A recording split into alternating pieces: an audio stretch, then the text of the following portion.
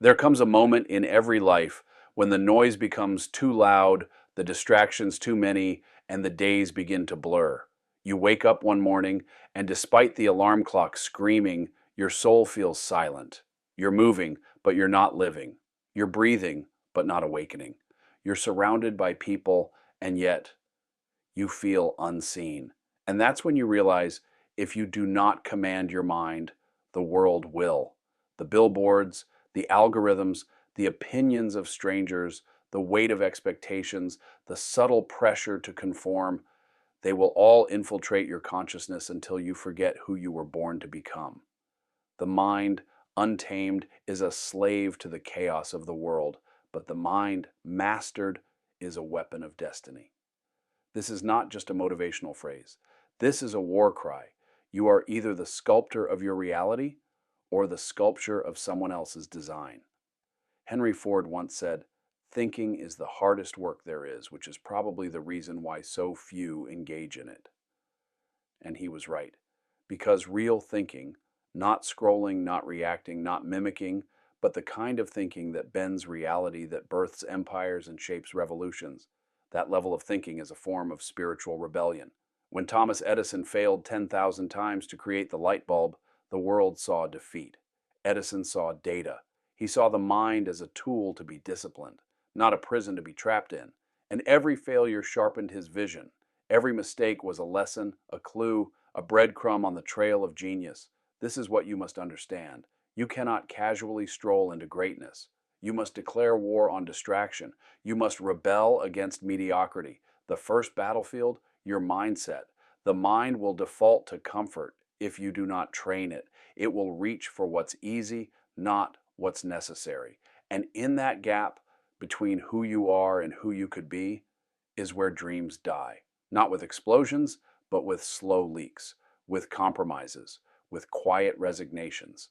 Mindset is not positivity. It's not just believe and it'll happen. Mindset is choosing courage when fear is easier. It's deciding to rise when every cell in your body begs to stay down. It's doing the work in silence while the world watches others shine. You were not born to live on autopilot. You were not crafted by the same forces that shape the stars so you could merely pay bills and wait for weekends. There is a purpose burning inside you, buried beneath layers of noise, trauma, doubt, and conformity, and it will stay buried unless you dig. Clarity is your next tool. Without clarity, motion means nothing. Speed without direction is chaos in disguise. You must stop and ask, what do I want? What burns inside my chest that I've been too afraid to speak aloud? What vision keeps me up at night, but I keep pushing away because it's not practical? Here's the truth.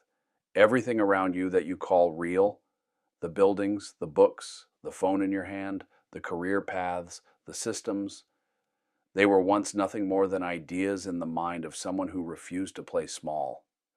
Someone who decided that clarity mattered more than comfort, that purpose mattered more than approval. Do not fear being misunderstood, fear being forgettable. Clarity is not found in comfort. Clarity comes from pursuit, from motion, from testing, failing, adjusting, and refining. Walt Disney was told he lacked imagination. Oprah was told she was unfit for television. Steve Jobs was fired from his own company. These were people who saw what wasn't there and then had the audacity to build it. They did not wait for permission. They did not wait for validation. They followed a vision so sharp it cut through doubt like a blade. But vision alone is not enough. Purpose is the fire beneath it. When you know why you rise, you will rise with fire. When you know what your life means, you will stop giving energy to things that drain it. Purpose is not a job title. It is not found on a resume. It is the quiet knowing that you were born for more and the courage to live like it. The world will constantly offer you substitutes for purpose: likes, money, validation, applause.